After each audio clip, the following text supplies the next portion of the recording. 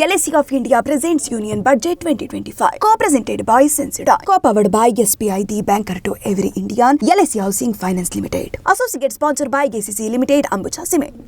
ಮೋದಿ ಲೆಕ್ಕ ಅದ್ರಲ್ಲಿ ನಾವು ಬಹಳಷ್ಟು ಲೆಕ್ಕಾಚಾರಗಳು ಎಲ್ಲರೂ ಕೇಳ್ತಾ ಇರುವಂಥದ್ದು ಏನು ಅಂತ ಅಂದ್ರೆ ಬೆಂಗಳೂರಿಗೆ ಸಂಬಂಧಪಟ್ಟಂಗೆ ಕರ್ನಾಟಕದವರು ಆಮೇಲೆ ಟ್ಯಾಕ್ಸಿಗೆ ಸಂಬಂಧಪಟ್ಟಂಗೆ ಕೇಳ್ತಾ ಇದ್ದಂಥದ್ದು ಕೆಲ ಪ್ರಕ್ರಿಯೆಗಳು ಏನಿರುತ್ತೆ ಅದು ರಾಷ್ಟ್ರಪತಿಗಳ ಅಂಕಿತ ಪಡೆಯೋದು, ಅದಾದ ನಂತರದಲ್ಲಿ ಏನು ಕ್ಯಾಬಿನೆಟ್ನ ಅನುಮೋದನೆಯನ್ನ ಪಡೆಯೋದು ಅಂತ ಪ್ರಕ್ರಿಯೆಗಳಾಗಿದೆ. ಹೌದು, 8ನೇ ಬಾರಿಗೆ ಬಜೆಟ್ ಅನ್ನ ಮಂಡಿಸಲಿರುವಂತಹ ನಿರ್ಮಲಾ ಸೀತಾರಾಮನ್ ಅವರು ತಮ್ಮ ಬಜೆಟ್ಗೆ ಸಂಪುಟ ಸಭೆಯಲ್ಲಿ ಅನುಮೋದನೆಯನ್ನ ಪಡ್ಕೊಂಡಿದ್ದಾರೆ.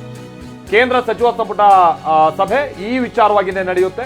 ಬಜೆಟ್ಗೆ ಸಂಬಂಧಪಟ್ಟ ಹಾಗೆ ಆ ಸಭೆಯಲ್ಲಿ ಅವರು ಅನುಮೋದನೆಯನ್ನ ಪಡ್ಕೊಂಡಿದ್ದಾರೆ. ಇನ್ನೇನು ಅವರು ಸದನದಲ್ಲಿ ಬಜೆಟ್ ಅನ್ನ ಮಂಡಿಸುವಂಥದ್ದು ಒಂದೇ ಕೊನೆಗಿರುವಂಥದ್ದು ಬಾಕಿ ಅಷ್ಟೇ.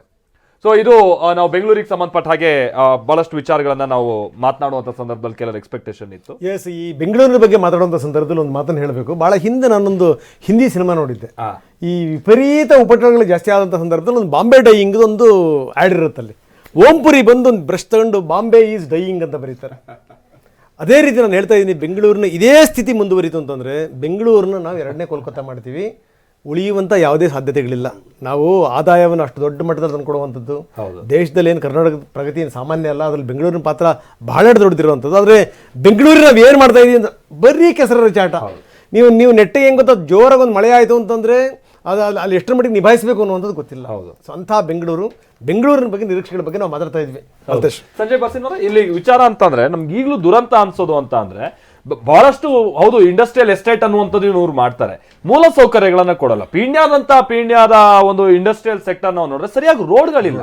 ಬಹುಶಃ ಲಾರಿಗಳು ಕೆಟ್ಟ ನಿಲ್ಲುವಂಥದ್ದು, ಗುಂಡಿ ಮೇಲೆ ಬಿದ್ದು ಅನ್ನುವಂಥದ್ದು ಪೀಣ್ಯದಲ್ಲಿ ನಾವು ಈಗಲೂ ನೋಡ್ತೀವಿ. ಅವ್ರದ್ದು ಅಲ್ಲೇ ಅನ್ಲೋಡಿಂಗ್ ಇರುತ್ತೆ, ಅಲ್ಲೇ ಗಾಡಿ ಕೆಟ್ಟ ಬಿದ್ದಿರುತ್ತೆ. ಸೊ ಈ ಮೂಲ ಸೌಕರ್ಯಗಳಿಗೆ ಸಂಬಂಧಪಟ್ಟಾಗ ನಾವು ಇನ್ನೂ ಎಷ್ಟು ಹಿಂದಿದ್ದೀವಿ. ಬೆಂಗಳೂರಿನಲ್ಲೇ ಈ ರೀತಿ ಆದ್ರೆ ಇನ್ನು ಉಳಿದಂತಹ ಡಿಸ್ಟ್ರಿಕ್ಟ್ ನಲ್ಲಿರುವಂತಹ ಕೈಗಾರಿಕಾ ವ್ಯಾಪ್ತಿಯಲ್ಲಿ ಏನು ಅನ್ನುವಂಥದ್ದು ಪ್ರಶ್ನೆ ಬರುತ್ತೆ. ಈಗಲೂ ಅದ್ರಲ್ಲಿ ನಾವು ಎಷ್ಟು ಲ್ಯಾಕ್ ಇದೆ ಅಂತ ಅನ್ಸುತ್ತೆ ಸರ್. ನಾನು FKCCI ಅಲ್ಲಿ ಡೈರೆಕ್ಟರ್ ಇದ್ದೀನಿ, ಅದನ್ನು ರೆಪ್ರೆಸೆಂಟೇಟ್ ಮಾಡ್ತಾ ಇದ್ದೀನಿ. ನಾನೇನು ಹೇಳ್ತಾ ಇರೋದು, ನಮ್ಮ ಗೌರ್ಮೆಂಟ್ ಪಾಲಿಸೀಸ್ ಇವಾಗ ಹಿಂಗಿದೆ ಅಂದರೆ, ಈ ಪಾಲಿಸೀಸ್ ಮಾಡ್ತಾ ಇರೋದು, ಈ ಎಕ್ಸ್ಪೀರಿಯನ್ಸ್ ತೊಗೊಳ್ತಾ ಇರೋದು ಎಲ್ಲ 30 ವರ್ಷ 40 ವರ್ಷ ಹಳೇದು. ನಮ್ಮ ಸಿಟಿ, ನಮ್ಮ ದೇಶ ಇಷ್ಟು ಡೆವಲಪ್ ಆಗಿದೆ, ಇಕಾನಮಿ ಇಷ್ಟು ಡೆವಲಪ್ ಆಗಿದೆ, ಅದ್ರ ಪ್ರಕಾರ ಇವ್ರು ತೊಗೊಳ್ತಾ ಇಲ್ಲ. ಇವಾಗ ಪೀನಿಯಾ ಇಂಡಸ್ಟ್ರಿಯಲ್ ಎಸ್ಟೇಟ್ ನೀವು ಎಕ್ಸಾಂಪಲ್ ತೊಗೊಳಿದ್ರ, ಅದು ಕಟ್ಟಿರೋದು ಮೋಸ್ಟ್ಲಿ 1970s ಅಲ್ಲಿ. ಅದೇ ಪ್ಲಾನಿಂಗ್ ಅಲ್ಲಿ ಈಗ ಜಾಗ ಇನ್ನೂ ಚಿಕ್ಕದು ಮಾಡಿಬಿಟ್ಟು ಅವ್ರು ಇಂಡಸ್ಟ್ರಿಯಲ್ ಶೆಡ್ಸ್ ಅಲಾಟ್ ಮಾಡ್ತಾರೆ. It is hopelessly bad sir. Infrastructure development ನಮ್ಮ ಸ್ಟೇಟಲ್ಲಿ, ನಮ್ಮ ಕಂಟ್ರಿಯಲ್ಲಿ ಭಾಳ ಜಾಸ್ತಿ ಆಗ್ಬೇಕು ಸರ್. ಬೆಂಗಳೂರು ಇನ್ ಪರ್ಟಿಕ್ಯುಲರೇ ನೋಡಿ, ಇವಾಗ ಲಾಸ್ಟ್ ಒಂದು 1 month 2 months 6 months ಇಂದ ನೀವು ನೋಡಿ the average speed of traffic ಎಷ್ಟು ಕಮ್ಮಿ ಆಗಿಬಿಟ್ಟಿದೆ. ನಮ್ಮ ಸಾಹೇಬ್ರನ್ನ ಇವಾಗ ಹೇಳ್ತಾ ಇದ್ರು, ಅವ್ರ ಪಾಪ ಆ ಕಡೆ ನಾರ್ತ್ ಬೆಂಗಳೂರಿಂದ ಸೆಂಟರ್ಗೆ ಬರಬೇಕಂದ್ರೆ ಯಾವಾಗ ನಾವು ಎಲ್ಲಿ ಕಚ್ಕೊಳ್ತೀವಿ ಅಂತ ಹೇಳೋಕ್ಕಾಗಲ್ಲ. So infrastructure development is very very important. It is the need of the hour. ನಾವು ಎಷ್ಟೋ ನಮ್ಮದು ಇನ್ಕಮ್ಸ್, ಗೌರ್ಮೆಂಟ್ ಇನ್ಕಮ್ಸ್ ಇನ್ಕ್ರೀಸ್ ಆಗ್ತಾ ಇದೆ, ಬಟ್ ಪ್ರಪೋರ್ಷನಲ್ ಸ್ಪೆಂಡಿಂಗ್ ಆಗ್ತಾ ಇಲ್ಲ, ಪ್ರಪೋರ್ಷನೇಟ್ ಸ್ಪೆಂಡಿಂಗ್ ಆಗ್ತಾ ಇಲ್ಲ. ಎಲ್ಲೆಲ್ಲ ಏನು ಒಂದು ಪಾಪ್ಯುಲಿಸ್ಟ್ ಸ್ಕೀಮ್ಸ್ ಸ್ವಲ್ಪ ಮಾಡ್ತಾ ಇದ್ರೆ, ಬಟ್ ಓವರ್ ಆಲ್ ಡೆವಲಪ್ಮೆಂಟ್ ಇಲ್ಲ ಸರ್. ಒಬ್ರಿಗೆ ನೋಡ್ಬಿಟ್ಟು ಇನ್ನೊಬ್ರು ಮಾಡ್ತಾ ಇದ್ರೆ somewhat ನಾನು ಇದಕ್ಕೆ ಅಷ್ಟು ಫೇವರ್ ಇಲ್ಲ. ನೋ ಡೌಟ್ ಪಾಲಿಟಿಕ್ಸ್ ಅಲ್ಲಿ they have to see on equilibrium, but total development ಆಗ್ತಾ ಇಲ್ಲ. ಯಾಕಂದ್ರೆ ಮಲ್ತೇಶ್, ಇದೆಲ್ಲದರ ಜೊತೆಗೆ ಕಂದಾಯ ನಿವೇಶನಗಳು ವಿಪರೀತ ಆಗ್ತಾ ಇವೆ. ಅಲ್ಲಿ ಯಾರ್ಯಾರು ಯಾವ್ಯಾವ್ದನ್ನು ಒತ್ತುವರಿ ಮಾಡ್ಕೊಂಡು ಮಾಡ್ತಾರೋ ಏನು ಎತ್ತ ಕೇಳೋರಿಲ್ಲ ಅಂತ ಸ್ಥಿತಿ. ಬೆಂಗಳೂರು ಬಗ್ಗೆ ನನಗೆ ಅನ್ಸುತ್ತೆ, ಈಗ ಕೆರೆ ಕಟ್ಟೆಗಳನ್ನು ನಾವು ಬಹಳ ವ್ಯವಸ್ಥಿತವಾಗಿ ನಮ್ಗೆ ನೀರು ಕೊಡಿದ್ವಿ. ನಿಜಕ್ಕೂ ಕೆರೆಗಳೇನು ಅಂದರೆ, ನಾವು ಕೆರೆಗಳನ್ನು ಮಾರ್ಕೆಟ್ ಮಾಡಿದ್ವಿ, ತುಂಬ ಅದ್ಭುತವಾದ ಪ್ರಗತಿಯಾಗಿದೆ. ಈ ಕೆರೆಗಳನ್ನು ಮಾರ್ಕೆಟ್ ಮಾಡಿದ್ವಿ, ಕೆರೆಗಳನ್ನು ನಾವು ಸ್ಟೇಡಿಯಂಗಳು ಮಾಡಿದ್ವಿ, ಕೆರೆಗಳನ್ನು ಬಸ್ ಸ್ಟ್ಯಾಂಡ್ ಮಾಡಿದ್ವಿ, ಕೆರೆಗಳನ್ನು ರೈಲ್ವೆ ಸ್ಟೇಷನ್ ಮಾಡಿದ್ವಿ. ಕೆರೆಗಳೇ ಕಾಣುತ್ತೆ, ಲೆಕ್ಕ ಹಾಕೊಳ್ಳಿ ನೀವು. ಅಂದ್ರೆ ನಾಳೆ ಕುಡಿಯೋ ನೀರಿಗೂ ನಾವು ಕಲ್ಲು ಹಾಕ್ತೀವಿ ನಾವು ಅಂತಂದ್ರೆ ನಾವೆಂತ ನೀಜಿರಬೇಕು ಅಂತ ಹೇಳಿ. ನಿಜಕ್ಕೂ ಹೇಳ್ತೀನಿ, ಈ ಮಾತನ್ನು ಕೇಳ್ಬೇಕಾದ್ರೆ ಬೆಂಗಳೂರಿನ ನಿರ್ಮಾತೃಗಳ ಆತ್ಮ ಅಲುಗಾಡಿರುತ್ತೆ ಗ್ಯಾರಂಟಿ. ಯಾಕಂದರೆ ಅವ್ರು ಕಂಡಂಥ ಕನಸಿನ ಬೆಂಗಳೂರು ಇದಲ್ಲ. ಇದು ನಾವು ಬೆಂಗಳೂರನ್ನ ಕೊಲ್ತಾ ಇದ್ದೀವಿ. ನಾವು ಬೆಂಗಳೂರಿನ ಯೋಜನೆ, ಬೆಂಗಳೂರಿನ ಬಗ್ಗೆ ನೀಲನಕ್ಷೆಯನ್ನು ಸರಿಯಾಗಿ ಏನಾದರೂ ಅಭಿವೃದ್ಧಿ ಪಡಿಸ್ತಿಲ್ಲ ಅಂತಂದರೆ, ಮುಂದಿನ 25 ವರ್ಷಕ್ಕೆ, ಮುಂದಿನ 50 ವರ್ಷಕ್ಕೆ ಬೆಂಗಳೂರು ಹೆಂಗಿರಬೇಕು ಅನ್ನೋದ್ರ ಬಗ್ಗೆ ಯೋಚನೆ ಮಾಡಲಿಲ್ಲ ಅಂತಂದರೆ ತಿಳ್ಕೊಳ್ಳಿ, ಬೆಂಗಳೂರು ಪತನದ ಕಡೆಗೆ ಸಾಗುತ್ತೆ. ಏನು ಮೇಡಮ್, ಏನಂತೀರಿ ಮೇಡಮ್? ನೀವು ಹೇಳ್ತಾ ಇರೋದು ಕರೆಕ್ಟು. ಅಂದರೆ ದೂರದೃಷ್ಟಿಯನ್ನ ಇಟ್ಕೊಂಡು ಮಾಡಬೇಕು. ಅಂದರೆ ಡೆವಲಪ್ಮೆಂಟ್ ಅನ್ನೋ ಒಂದು ಹೆಸರಲ್ಲಿ, ಬೆಳವಣಿಗೆ ಅನ್ನೋ ಒಂದು ಹೆಸರಲ್ಲಿ ತೀರಾ ಉದ್ವೇಗದಲ್ಲಿ ಸಾಕ್ತಾ ಇದ್ದೇವೆ ನಾವು. ಅಂದರೆ ದೂರದೃಷ್ಟಿ ಇಲ್ಲದೆ, ಯಾವುದೇ ಥರದ ವಿಷನ್ ಇಲ್ಲದೆ ಬೆಂಗಳೂರಷ್ಟೇ ಉದ್ಧಾರ ಮಾಡಬೇಕು ಅನ್ನೋದು ರಾಂಗ್ ಮೇಡಮ್. ಬೇರೆ ಬೇರೆ ಬೇರೆ ಬೇರೆ ಬೇರೆ ನಗರಗಳು ಬೇರೆ ಬೇಕಾದಷ್ಟಿವೆ. ಅಂದ್ರೆ ದೂರದೃಷ್ಟಿ ಇರಬೇಕು. ಅಂದ್ರೆ ಇವಾಗ ನೀವು ಹೇಳೋದು ಕರೆಕ್ಟ್. ಅಂದ್ರೆ ಪರಿಸರ ಈಗ ನಮ್ಮ ಒಂದು ಈಗ G20 ಸಮಿತಿ ಏನಾಯ್ತು, ನಾವು ಇಡೀ ಪ್ರಪಂಚದ ರಾಷ್ಟ್ರಗಳನ್ನ 198 ರಾಷ್ಟ್ರಗಳನ್ನ ಕರೆಸಿ ಏನ್ ಮಾತಾಡಿದ್ವಿ, ಅದರಲ್ಲಿ ಇದು ಕೂಡ ಒಂದು ವಿಷಯ ಇದೆ. ಮೋದಿ ಅವರು ಇದನ್ನ ಪ್ರಸ್ತಾಪ ಮಾಡಿದ್ದಾರೆ. ಪರಿಸರ ಸಸ್ಟೈನಬಲ್ ಡೆವಲಪ್ಮೆಂಟ್ ಅಂತ ಒಂದು ಕಾನ್ಸೆಪ್ಟ್ ತಗೊಂಡ್ಬಂದಿದ್ದಾರೆ. ನಾವು ಬೆಳವಣಿಗೆ ಆಗುವಂತಹ ಭರದಲ್ಲಿ ಪರಿಸರವನ್ನ ನಾಶ ಮಾಡಬಾರ್ದು, ಪರಿಸರವನ್ನು ಚೆನ್ನಾಗಿ ಇಟ್ಕೊಂಡು ಅದಕ್ಕೆ ತಕ್ಕಂತಹ ದಾರಿಯಲ್ಲಿ ನಾವು ನಡ್ಕೊಂಡು ಹೋಗಬೇಕು. ಅಂದರೆ ಪರಿಸರ ಸ್ನೇಹಿ ವಸ್ತುಗಳನ್ನ ಬಳಸುವಂಥದ್ದು, ದೂರದೃಷ್ಟಿ ಇಟ್ಕೊಂಡು ಮಾಡೋದು ಆಗಬೇಕು ಅಂತ. ಮತ್ತು ಈ ಬಜೆಟಲ್ಲೂ ಕೂಡ ನಾವು ಅದನ್ನು ಎಕ್ಸ್ಪೆಕ್ಟ್ ಮಾಡ್ತಾ ಇದ್ದೀವಿ. ಸೊ G20 ಸಮಿತಿ ಹಾಗೆ ಇಡೀ ಪ್ರಪಂಚವನ್ನು ನಮ್ಮ ಭಾರತ ದೇಶದ ಒಂದು ಅಗತ್ಯಕ್ಕೆ ನಾವು ಹೇಗೆ ತಯಾರು ಮಾಡಿದ್ವು, G20 ನಮ್ಮ ಭಾರತ ದೇಶದ ಒಂದು ನಾಯಕತ್ವವನ್ನು ಪ್ರಪಂಚ ಮಟ್ಟದಲ್ಲಿ ತೋರಿಸ್ತು. ಅಂದರೆ ಇಡೀ ರಾಷ್ಟ್ರಗಳನ್ನ, ಪ್ರಪಂಚದಲ್ಲಿರೋ ಎಲ್ಲ ರಾಷ್ಟ್ರಗಳು ನಮ್ಮ ದೇಶದ ಅಗತ್ಯತೆಗೆ ತಯಾರಾಗದಂತಹ ರೀತಿನಲ್ಲಿ ಅದನ್ನ ಮಾಡಲಾಯಿತು. ಅದೇ ತರ ಸಸ್ಟೈನಬಲ್ ಡೆವಲಪ್ಮೆಂಟ್ ಅನ್ನೋದು ಒಂದು ಬಂದಿರೋದ್ರಿಂದ ಈ ಬಜೆಟ್ ಅಲ್ಲೂ ಕೂಡ ಅದು ಪ್ರತಿಬಿಂಬಿತವಾಗುತ್ತೆ. ಅದನ್ನ ನಾವು ಖಂಡಿತವಾಗೂ ಎಕ್ಸ್ಪೆಕ್ಟ್ ಮಾಡ್ತೀವಿ ಅನ್ನುವಂತಹ ಆಶಾಭಾವನೆಯಲ್ಲಿ ನಾನಿದ್ದೆ. ನೀವಿಬ್ರು ಕೂಡ ಯಂಗ್ ಪಾಲಿಟಿಷಿಯನ್ಸ್, ಇವರಂತೂ ಅಧಿಕಾರಿಯಾಗಿದ್ದಂಥವ್ರು, ರಾಜಕೀಯದಲ್ಲಿ ಏನಾದರೂ ಮಾಡಬೇಕು ಅಂತ ಬಂದಿರುವಂಥವ್ರು, ತಾವು ಕೂಡ ಹಂಗೇನೆ. ಏನಂತೀರಿ ಮೇಡಮ್, ಏನು ನಿರೀಕ್ಷೆಗಳಿದೆ ಕೊನೆಯದಾಗಿ? ಸರ್, ಈಗ ಬೆಂಗಳೂರಿನ ಬಗ್ಗೆ ಹೇಳ್ಬೇಕಂದ್ರೆ ಅವರು ಆಗ್ಲೇ ಟ್ರಾಫಿಕ್ ಬಗ್ಗೆ ಮಾತಾಡಿದ್ವಿ, ಟ್ಯಾಕ್ಸ್ ಬಗ್ಗೆ ಮಾತಾಡಿದ್ವಿ, ಎಲ್ಲ ಬಗ್ಗೆ ಮಾತಾಡಿದ್ವಿ. ಬಟ್ ಇವಾಗ ಏನು ಈಸ್ ಆಫ್ ಬಿಸ್ನೆಸ್ 2.0 ಸ್ಟಾರ್ಟ್ ಮಾಡ್ತೀವಿ ಅಂತ ಹೇಳ್ತಿದ್ದಾರೆ. When is is of living 1.0 coming? Health crisis will be the major thing. ಇವತ್ತು ಆರೋಗ್ಯ, ಅದು ಬೆಂಗಳೂರು ಪೊಲ್ಯೂಷನ್ ನೆಕ್ಸ್ಟ್ ಡೆಲ್ಲಿ ಆಗಕ್ಕೆ ಮುಂಚೆ ಅದ್ರ ಬಗ್ಗೆ ಕಾನ್ಸಂಟ್ರೇಟ್ ಮಾಡ್ಬೇಕಂತ ನನಗನ್ಸುತ್ತೆ ಸರ್. ಕ್ಲೈಮೇಟ್, ಪೊಲ್ಯೂಷನ್, ಇದ್ರ ಬಗ್ಗೆ ಕಾನ್ಸಂಟ್ರೇಟ್ ಮಾಡ್ತಾ ಇಲ್ಲ ಯೂನಿಯನ್ ಗವರ್ಮೆಂಟ್. ಈ ಸಲ ಅಟ್ಲೀಸ್ಟ್ ಈಸ್ ಆಫ್ ಲಿವಿಂಗ್ 1.0 ಬರಬೇಕಂತ. ಸೊ ಒನ್ ಮೋರ್ ಥಿಂಗ್, ನಾನು ಅಗ್ರಿಕಲ್ಚರ್ ಮತ್ತು ರೂರಲ್ ಯೂತ್ ಬಗ್ಗೆ 2 ಪಾಯಿಂಟ್ ಮಾಡೋಕ್ಕೆ ಇಷ್ಟಪಡ್ತೀನಿ.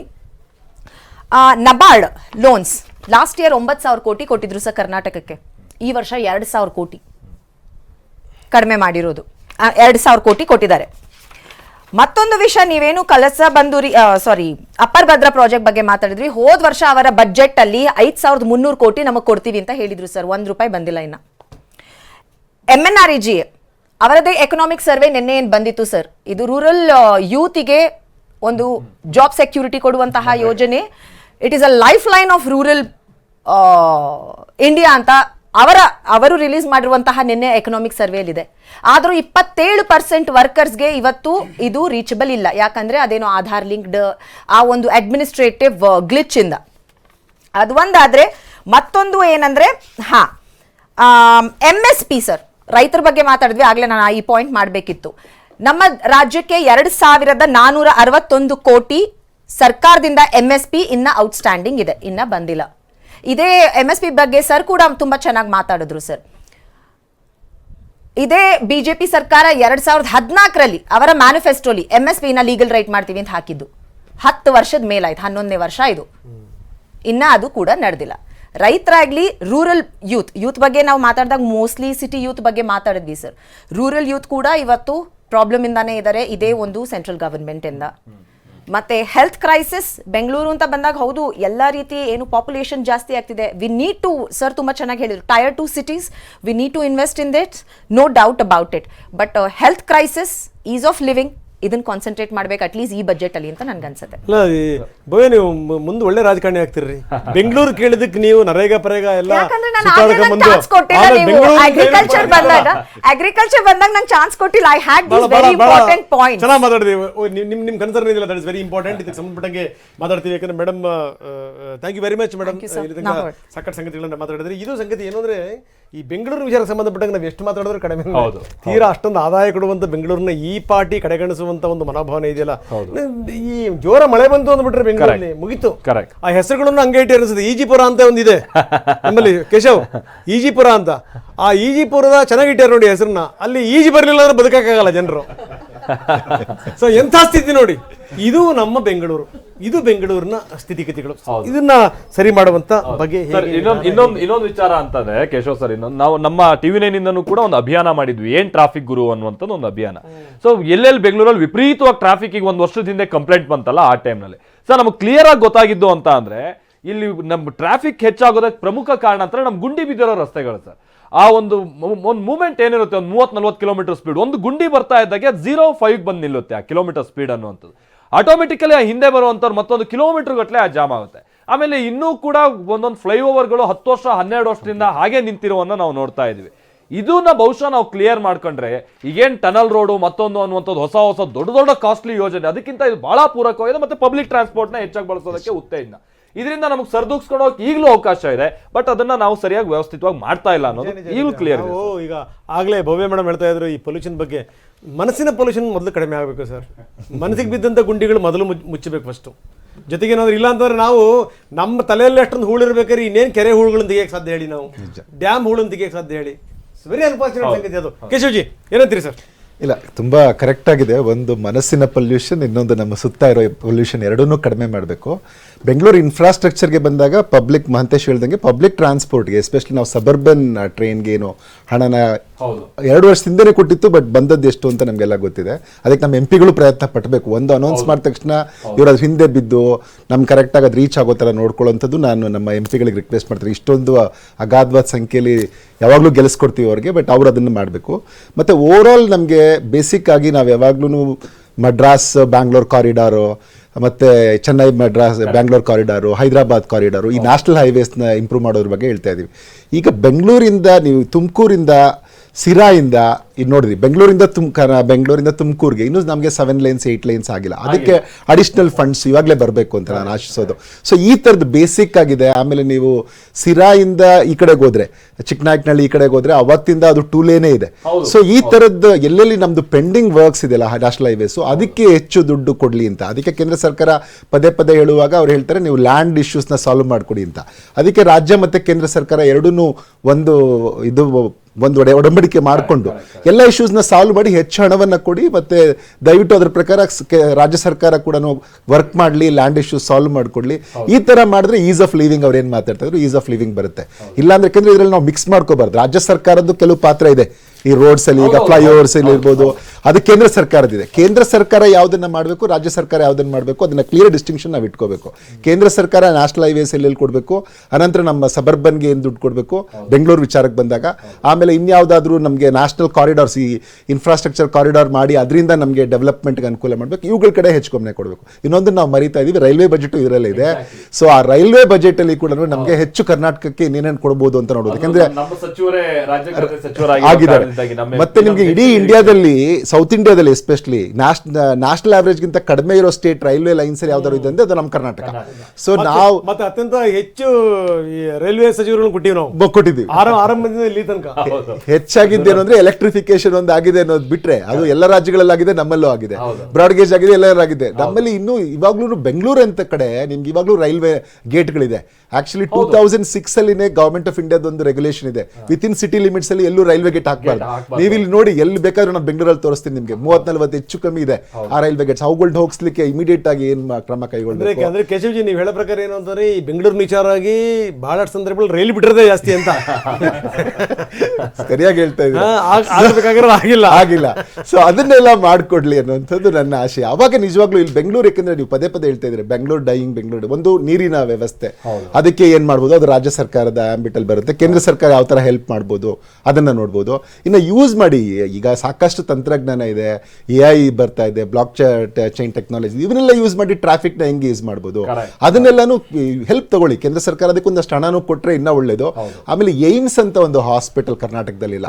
ನೀವು ಇವನ್ ತಮಿಳ್ನಾಡಲ್ಲಿ ಕೂಡ ಬಂದಿದೆ. ತಮಿಳ್ನಾಡಲ್ಲಿ ಹೆಲ್ತ್ ಇನ್ಫ್ರಾಸ್ಟ್ರಕ್ಚರ್ ನಮಗಿಂತ ಚೆನ್ನಾಗಿತ್ತು, ಅಲ್ಲೂ ಬಂದಿದೆ. ನಮ್ಮ ಕರ್ನಾಟಕದಲ್ಲಿ ಹೆಲ್ತ್ ಇನ್ಫ್ರಾಸ್ಟ್ರಕ್ಚರ್ ಚೆನ್ನಾಗಿದೆ, ಆದ್ರೆ ಯಾಕೆ ಅಲ್ಲಿ ನಮಗೆ ಕೊಡಬಾರ್ದು ಒಂದು ಏಮ್ಸ್ ಅನ್ನ? ಆ ತರದ್ದೊಂದು ಬೆಂಗಳೂರಲ್ಲಿ ಕೊಡಿ, ಇಲ್ಲ ಧಾರವಾಡಲ್ಲಿ ಕೊಡಿ, ಎಲ್ಲಾದ್ರೂ ಕೊಡಿ, ಇಲ್ಲ ಹಿಂದುಳಿದ ಪ್ರದೇಶಗಳಲ್ಲಿ ಕೊಡಿ, ಇದರಲ್ಲಿ ಕೊಡಿ, ಹೈದರಾಬಾದ್ ಕರ್ನಾಟಕ ಅಥವಾ ಕಲ್ಯಾಣ ಕರ್ನಾಟಕ ಅಂತ ಏನ್ ಕರಿತೀವಿ ಅಲ್ಲಿ ಕೊಡಿ. ಸೊ ಈ ತರದ್ದು ಒಂದಷ್ಟು ಯೋಜನೆಗಳು ಕರ್ನಾಟಕಕ್ಕೆ ಬಂದ್ರೆ ಕನ್ನಡಿಗರಿಗೂ ಖುಷಿ ಆಗುತ್ತೆ. ಎಲ್ಲರನ್ನ ಒಳಗೊಳ್ಳುವ, ಕರ್ನಾಟಕವನ್ನು ಒಳಗೊಳ್ಳುವ ಬಜೆಟ್ ಇದಾಗ್ಲಿ. ನಾಗರಾಜ್ ಯಾದವ್ಜಿ, ಕಾರ್ಯಕ್ರಮಕ್ಕೆ ತಮಗೆ ಸ್ವಾಗತ. ಸೊ ಏನಂತೀರಿ, ಬಜೆಟ್ ಬಗ್ಗೆ ಸಾಕಷ್ಟು ನಿರೀಕ್ಷೆಗಳಿದೆ? ತುಂಬ ನಿರೀಕ್ಷೆಗಳು ಕರ್ನಾಟಕದ ಬಗ್ಗೆ, ಬೆಂಗಳೂರಿನ ಬಗ್ಗೆ. ಕರ್ನಾಟಕದಲ್ಲಿರೋ 7 ಕೋಟಿ ಕನ್ನಡಿಗರು ಇವತ್ತೊಂದು ದಿವಸ ಕೇಂದ್ರದ ಕಡೆ ಮುಖ ಮಾಡಿ ನೋಡ್ತಾ ಇರ್ತಕ್ಕಂಥದ್ದು. ಇಷ್ಟು ವರ್ಷ ಅಂತೂ ಮಾಡಲಿಲ್ಲ, 11ನೇ ವರ್ಷಕ್ಕೆ ಬಂದಿದ್ದೀರಿ ನೀವು. ಅಟ್ಲೀಸ್ಟ್ 8ನೇ ಬಜೆಟಲ್ಲಿ ನಿರ್ಮಲಾ ಸೀತಾರಾಮನ್ ತಾಯಿ ಹೃದಯದಿಂದ ಕರ್ನಾಟಕಕ್ಕೆ ಮಲತಾಯಿ ದೊರನ್ನ ತೊರಗಾಕಿ ಅವ್ರು ಕೊಡಬೇಕಾಗಿರುತ್ತೆ. ಅಟ್ಲೀಸ್ಟ್ ಘೋಷಣೆ ಮಾಡಿದಂಥ ವಿಚಾರಗಳನ್ನು ಈ ಸಲ ಈಡೇರಿಸಬೇಕು. ಘೋಷಣೆ ಕೊಡಲಿಕ್ಕಾಗೋದಿಲ್ಲ ಅಂದರೆ ಘೋಷಣೆ ಮಾಡಬಾರ್ದು ಅಂತಕ್ಕಂಥ ಆಗ್ರಹವನ್ನು ಮಾಡ್ತಾ ಇರ್ತಕ್ಕಂಥದ್ದು. ಉದಾಹರಣೆಗೆ ಭದ್ರಾ ಮೇಲ್ದಂಡೆ ಯೋಜನೆಗಳಿರ್ಬೋದು, ಬೆಂಗಳೂರು ಬೆಂಗಳೂರಿಗೆ ಒಂದು 11,000 ಕೋಟಿ ರೂಪಾಯಿ ಕೊಡ್ತೀನಿ ಅಂತಂದು ಪೆರಿಫೆರಲ್ ರೋಡ್ ವಿಚಾರಗಳಿರ್ಬೋದು, ಅಥವಾ ಬೆಂಗಳೂರಿನ ಅಭಿವೃದ್ಧಿಗೋಸ್ಕರ ಕೊಡಬೇಕಾದ್ರೂ, ಮತ್ತು ಬೆಂಗಳೂರಿನ ವಾಟರ್ ಟ್ಯಾಂಕ್ ವಾಟರ್ ಬಾಡಿಗಳು ಏನಿದೆ ಅದನ್ನು ಇಂಪ್ರೂವ್ ಮಾಡಲಿಕ್ಕೋಸ್ಕರ 6,000 ಕೋಟಿಗಳು 3,000 ಕೋಟಿಗಳು ಕೊಡ್ತಿದ್ರು ಪೆರಿಫೆರಲ್ ರೋಡ್ಗೆ 3,000. ಮತ್ತು ಇದಕ್ಕೆ ಯಾಕಂದರೆ water resource the most important for a city like Bangalore, because ಇಲ್ಲಿ ಕೇವಲ ನಾಗರಿಕರು ವಾಸ ಮಾಡೋದಿಲ್ಲ, ದೊಡ್ಡ ದೊಡ್ಡ ಉದ್ಯಮಗಳಿರುತ್ತೆ. ನಾಳೆ ಬೆಳಗ್ಗೆ ಸೆಂಟರ್ಸ್ನ ಮಾಡಬೇಕಾದ್ರೆ you need a cooling systems at all, you need a water for that. Technology ಬಗ್ಗೆ ಯೋಚನೆ ಮಾಡಬೇಕಾದ್ರೆ ಬೆಂಗಳೂರು ನಗರ ಇಡೀ ದೇಶದಲ್ಲಿ ಒಂದು ಅತ್ಯಾಧುನಿಕವಾಗಿರ್ತಕ್ಕಂಥ ವಿಶ್ವದಲ್ಲಿ ಅತಿವೇಗವಾಗಿ ಬೆಳೀತಾ ಇರ್ತಕ್ಕಂಥ ನಗರ ಇದ್ರೆ ಬೆಂಗಳೂರು ನಗರ. ಸಿಲಿಕಾನ್ ವ್ಯಾಲಿ ಆಗಿರ್ತಕ್ಕಂಥ ಬೆಂಗಳೂರು ನಗರ. ಒಂದೇ ಕೇಳಿ, ಒಂದು ಮುಗಿಸ್ತೀನಿ ಸರ್, ಡೋಂಟ್ ಕಟ್ ಮೀ. ನಾವು ಅಲ್ಲ ಬುಲೆಟ್ ಟ್ರೈನ್ ಬಗ್ಗೆ ಮಾತಾಡಲಿಲ್ಲ, ಯಾಕಂದ್ರೆ ಸ್ಟಾರ್ಟ್ ಮಾಡಿ ನೀವು ಒಂದೇ ಸೆಕೆಂಡ್ ಮುಗಿಸ್ತೀನಿ. ನಾನು ಕೇಳ್ತಾ ಇದ್ದೀನಿ, ಸೌತ್ ಕೊರಿಯಾನ ಕಂಪ್ಯಾರಿಟಿವ್ ತಗೊಂಡು ಹೇಳ್ತೀನಿ. ಸೌತ್ ಕೊರಿಯಾದಲ್ಲಿ 1 ಅವರ್ಗೆ 350 ಕಿಲೋಮೀಟರ್ ಸ್ಪೀಡ್ ಹೋಗ್ತಕ್ಕಂಥ ಟ್ರೈನ್ಗಳನ್ನ ನೋಡ್ತಾ ಇದೀವಿ. Why should we spend on airport? Belgaum 500 kilometre ಇದೆ. 30 ಸೆಕೆಂಡ್ ಏನ್ ಆಗ್ಬೇಕು ಅಂತ ಹೇಳಿ ನಾನು ಹೇಳಿದೆ. ನಾನು ಎಕ್ಸ್ಪೆಕ್ಟ್ ಮಾಡ್ತಾರೆ ಅಂದ್ರೆ ನಮ್ಮ ದೃಷ್ಟಿಕೋನ ಹಂಗಿರ್ಬೇಕು ಕರ್ನಾಟಕದ ಬಗ್ಗೆ ಅಂತ ಹೇಳ್ತಾ ಇದ್ದೀನಿ. ನಾಳೆ ಬೆಳಗ್ಗೆ ಮಾಡ್ಬೇಕು ಅಂತ ಹೇಳಿಲ್ಲ, 50 ವರ್ಷಕ್ಕಾದ್ರೂ ಆಗಲಿ. ಆದರೆ ಒಂದು 2 ಅವರ್ಸ್ ನೀವು ಬೆಳಗಾವಿನ ರೀಚ್ ಆಗ್ತಕ್ಕಂಥದ್ದು ಇರಬೇಕು. 2 ಅವರ್ಸ್ ನೀವು ಕಲಬುರಗಿನ ರೀಚ್ ಆಗ್ತಕ್ಕಂಥದ್ದು ರೈಲ್ವೆ ಟ್ರೈನ್ಗಳು ಮಾಡಿದ್ದೆ ಆದರೆ ಬೆನಿಫಿಟ್ ಆಗ್ತಕ್ಕಂಥ ಕರ್ನಾಟಕ ರಾಜ್ಯದ ಇನ್ವೆಸ್ಟ್ಮೆಂಟ್ಗೆ. ನಾನು ಟೀಕೆ ಮಾಡ್ತಾ ಇಲ್ಲ, ಆದರೆ ವಿಚಾರ ಬಂದಿರತಕ್ಕದ್ದು ಬೆಂಗಳೂರಿನ ಪೆರಿಫೆರಲ್ ರೋಡ್ಗೆ ಮತ್ತು ವಾಟರ್ ಫೆಸಿಲಿಟೀಸ್ಗೆ ಟ್ಯಾಂಕ್ಗಳನ್ನ ಇಂಪ್ರೂವ್ ಮಾಡ್ಲಿಕ್ಕೋಸ್ಕರ ಏನು ಹೇಳಿದ್ರು, ನೀವೇನು ಅನೌನ್ಸ್ ಮಾಡಿದ್ರು ಅದು ಕೊಡಬೇಕು. ಮತ್ತು ಸ್ಪೆಷಲ್ ಗ್ರಾಂಟ್ ಅಂತ ಏನು ಹೇಳಿದ್ರು, ನನಗೆ 5,495 crores ಸ್ಪೆಷಲ್ ಗ್ರಾಂಟ್ ಅಂತ ಹೇಳಿ ಏನು ಇಂಟ್ರಿಮ್ ಫೈನಾನ್ಸ್ ಕಮಿಷನ್ ಅಲ್ಲಿ ಇಂಟ್ರಿಮ್ ರಿಪೋರ್ಟ್ ಅಲ್ಲಿ ಕೊಟ್ಟಿದ್ರು, ಅದನ್ನ ಇಂಪ್ಲಿಮೆಂಟ್ ಮಾಡಲಿಲ್ಲ ಅಂತ ನೋವಿನ ಸಂಗತಿ ಹೇಳ್ತೀನಿ. I am not sitting here in front of Ranganathan TV9 to criticise somebody, but that is my right to ask for it. ಯಾಕಂತ ಹೇಳ್ತೀನಿ ಕೇಳಿ, ದೇಶದಲ್ಲಿ ನಂಬರ್ 2 ಇರ್ತಕ್ಕಂಥ GST ಕೊಡ್ತಾ ಇರ್ತಕ್ಕಂಥ ರಾಜ್ಯ ಕರ್ನಾಟಕ ರಾಜ್ಯ ಅಂತ ಹೇಳ್ತೀನಿ. ನನ್ನ ಹಕ್ಕು, ನಾನು ಕೇಳ್ತಕ್ಕಂಥ ಪ್ರತಿಪಾದನೆ ಮಾಡ್ತಕ್ಕಂಥದ್ದು ಇನ್ಫ್ರಾಸ್ಟ್ರಕ್ಚರ್ ಇರ್ಬೋದು, ಹೆಲ್ತ್ ಇನ್ಫ್ರಾಸ್ಟ್ರಕ್ಚರ್. ಒಂದು ಅವ್ರು ಹೇಳ್ತಾ ಏಮ್ಸ್ ಬಗ್ಗೆ ಹೇಳ್ತಾ ಇದ್ರು, ಅದು ಬೆಂಗಳೂರು ಸೆಂಟ್ರಲೈಸ್ ಆಗಬಾರ್ದು, ಉತ್ತರ ಕರ್ನಾಟಕಕ್ಕೆ ಹೋಗ್ತಕ್ಕಂಥ ಕೆಲಸಗಳಾಗಬೇಕಾಗ್ತದೆ. ಮತ್ತೆ IIT-ಗಳೆಲ್ಲ ತರಬೇಕಾದ್ರೆ ಬೇರೆ ಧಾರವಾಡಕ್ಕೆ ಕೆಲಸ ಮಾಡ್ತಾರೆ. Please bring it to Belgaum also. ಈ ವಿಚಾರಗಳನ್ನು ಕೇಳ್ತಾ ಇದ್ದೀನಿ. ಇನ್ನೂ ವಿಚಾರಗಳು, there is no time for me to talk. Nirmala Sitharaman talk now, I have to listen to her. Give me time to speak to her. I come to last minute. ಆ ಪಕ್ಕದಲ್ಲಿ ಮೇಟ್ರ್ ಇದಾರೆ, ಪಾಠ ಮಾಡ್ಬಿಟ್ರೆ ಯಾವ ಮಕ್ಕಳಿಗೆ ಅರ್ಥ ಆಗತ್ತೆ ಕೇಳಿ. ಪಕ್ಕದಲ್ಲಿ ಮೇಟ್ರ್ ಇದಾರೆ. ನೀವು ಪಾಯಿಂಟ್ ಚೆನ್ನಾಗಿ ಹೇಳ್ತೀರಿ. ನಾನ್ ಸ್ಟಾಪ್ ಬುಲೆಟ್ ಟ್ರೈನ್ ತರ ಹೊಡೆದ್ರೆ ಏನ್ ಮಾಡ್ಬೇಕು? ರಂಗನಾಥ್ ಸಾಹೇಬ್ರು ಫುಲ್ ಕಂಪ್ಲೀಟ್ ಮಾಡಕ್ ಬಿಡಲ್ಲ ಅಂತ ಚೆನ್ನಾಗಿ ಗೊತ್ತು ನಿಮ್ಮ ಟ್ಯಾಕ್ಟಿಕ್ ನನಗೆ. ನಾನು ಹೇಳ್ತಾ ಇದ್ದೆ, 2022ರ ಸಂದರ್ಭದಲ್ಲಿ ರೈತರ ಆದಾಯ ದ್ವಿಗುಣ ಮಾಡುವಂತ ನಿಟ್ಟಿನ ಯೋಜನೆಗಳು ಅಂತ ಕೇಂದ್ರ ಸರ್ಕಾರ ಕೆಲ ಘೋಷಣೆಗಳನ್ನ ಮಾಡಿತ್ತು. ಸೊ ಇತ್ತೀಚಿನ ದಿನಗಳಲ್ಲಿ ಬಂದಂತ ಕೆಲ ಯೋಜನೆಗಳು ನಿಜಕ್ಕೂ ಅನುಕೂಲ ಆಗಿರುವಂತದ್ದು ಯಾವ್ದು ಅಂತ ಹೇಳ್ಬೋದಾ? ನಾನು ಹೇಳ್ತಾ ಇದ್ದೆ, ವಿಮೆ ಅನ್ನುವಂಥದ್ದಾಗಿರ್ಬೋದು, ಆಮೇಲೆ ಕಿಸಾನ್ ಸಮ್ಮಾನ್ ಅನ್ನುವಂಥದ್ದಾಗಿರ್ಬೋದು, ಕಿಸಾನ್ ಕ್ರೆಡಿಟ್ ಯೋಜನೆ, ಇದೆಲ್ಲ ಯಾವ ಮಟ್ಟಿಗೆ ಅನುಕೂಲ ತಂದಿದೆ? ಈ ಬಾರಿಯ ಬಜೆಟ್ ನಲ್ಲಿ ನಿರೀಕ್ಷೆ ಮಾಡ್ತಾ ಇರುವಂತದ್ದು ಏನು ಸರ್? ಮಾಲ್ತೇಶ್ ಸರ್, ನಾನು ಅವಾಗಲೇ ಮಾತಾಡ್ತಾ ಇದ್ದೆ, ಮಧ್ಯದಲ್ಲಿ ಯಾವುದೋ ಒಂದು ಸಹೋದರಿ ಮಾತಾಡೋದು ಅಂತ ನಾನು ಕಟ್ ಮಾಡಿದ್ರಿ. ನೋಡಿ, ಕಳೆದ 10 ವರ್ಷದಲ್ಲಿ ನನ್ನ ಸಹೋದರಿ ಹೇಳಿದ್ರು ತುಂಬಾ ದೊಡ್ಡ ಮಟ್ಟದಲ್ಲಿ ನಾನು ಡೆವಲಪ್ಮೆಂಟ್ ಮಾಡಿದೀವಿ ಅಂತೇಳಿ. ಕಳೆದ 10 ವರ್ಷದಲ್ಲಿ 1,20,000 ಫಾರ್ಮರ್ ಸೂಸೈಡ್ಗಳಾಗಿದ್ದಾವೆ. ಅಂದ್ರೆ ಪ್ರತಿದಿನ ಸರಾಸರಿ 30 ಫಾರ್ಮರ್ಗಳು ರೈತರು ಸತ್ತಿದ್ದಾರೆ. ಅದು ಇವ್ರದ್ದು ಡೆವಲಪ್ಮೆಂಟಾ? ಇದು ನನ್ನ ಪ್ರಶ್ನೆ ಆಗುತ್ತೆ. ಮತ್ತೆ ಅವ್ರು ಮಾತಾಡ್ತಾ ಇದ್ರು ಡಿಜಿಟೈಸೇಷನ್ ಆಫ್ ಅಗ್ರಿಕಲ್ಚರ್ ಮಾಡ್ತಾ ಇದ್ದೀವಿ, ಅದಕ್ಕೋಸ್ಕರ ತುಂಬಾ ದುಡ್ಡು ಎತ್ತಿಡ್ತಿದ್ದೀವಿ ಅಂತೇಳಿ. ಸರ್, ಇದೇ ನೀತಿ ಆಯೋಗ ಮಾಡಿದಂಥ ಡಿಜಿಟೈಸೇಷನ್ ಆಫ್ ಅಗ್ರಿಕಲ್ಚರ್ ಅಲ್ಲಿ ನಾನು ಕೂಡ ಭಾಗಿಯಾಗಿದ್ದೆ. ರಂಗನಾಥ್ ಸರ್, ನಿಮಗೆ ಬಹುಶಃ ಒಂದು ಆಶ್ಚರ್ಯ ಆಗ್ಬೋದು ಈ ಮಾತನ್ನ ಕೇಳಿದ್ರೆ.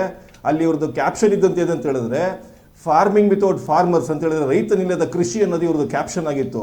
ಅಂದ್ರೆ ಅವರು ರೈತರನ್ನ ನಿರ್ಮೂಲನೆ ಮಾಡೋದ್ರ ಬಗ್ಗೆ ಯೋಚನೆ ಮಾಡ್ತಾ ಇದ್ದಾರಾ? ಇದು ನನ್ನ ಪ್ರಶ್ನೆ ಆಗುತ್ತೆ.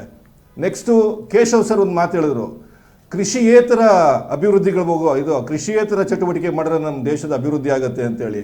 ಸರ್, ನಾನು ನಿಮ್ಮಷ್ಟು ವಿದ್ಯಾವಂತನಲ್ಲ, ಬಟ್ ಒಬ್ಬ ಸಾಮಾನ್ಯ ರೈತನಾಗಿ ಒಂದು ಪ್ರಶ್ನೆ ನಿಮ್ಮ ಮುಂದೆ ಇಡ್ತಾ ಇದ್ದೀನಿ. ಈ ದೇಶದಲ್ಲಿ ಅತಿ ಹೆಚ್ಚು GST ಕಟ್ತಾ ಇರುವಂಥ ರಾಜ್ಯಗಳಂತ ಹೇಳಿದ್ರೆ ಮಹಾರಾಷ್ಟ್ರ ಮತ್ತು ಕರ್ನಾಟಕ.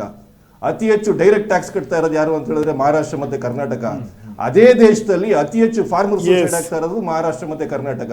ಹಂಗಾದ್ರೆ ನಿಮ್ಮ ಡೆಫಿನೇಷನ್ ಆಫ್ ಅಭಿವೃದ್ಧಿ ಏನು ಸರ್? ಅದೊಂದೇ ಅಲ್ಲ, ಈ ದೇಶದಲ್ಲಿ ಇವತ್ತು ಎಜುಕೇಟೆಡ್ ಏನು ವಿದ್ಯಾವಂತರಿದ್ದಾರೆ, ಇವ್ರುಗಳನ್ನ ನಾವು ಗಿಗ್ ಎಕಾನಮಿಲಿ ಸ್ವಿಗ್ಗಿ ಮತ್ತೆ ಝೊಮ್ಯಾಟೊ ಡೆಲಿವರಿ ಬಾಯ್ಗಳನ್ನು ಮಾಡಿದೀವಿ. ರೈತರುಗಳನ್ನ ಗುಳ್ಳೆ ಎಪ್ಸಿ ಓಲಾ ಮತ್ತೆ ಊಬರ್ನ ಡ್ರೈವರ್ಗಳು ಮಾಡಿದೀವಿ. ಇದ ನಮ್ಮ ಅಭಿವೃದ್ಧಿ? ಅವೆಲ್ಲ ಮಾತೆ ಸರ್ ತಾವು ಹೇಳಿದ್ರೆ ಕಿಸಾನ್ ಇದ್ರ ಬಗ್ಗೆ ಮಾತಾಡೋಣ. ಪ್ರೊಫೆಸರ್ ಕೇಶವ್ ಕೂಡ ಇದಕ್ಕೆ ಸಂಬಂಧಪಟ್ಟ ಸಾಕಷ್ಟು ಮಾತಾಡ್ತಾರೆ, ಯಾಕಂದ್ರೆ ಸಾಕಷ್ಟು ವಿವರಗಳು ಅವ್ರ ಹತ್ರ ಇದೆ. ಮಾತಾಡೋಣ.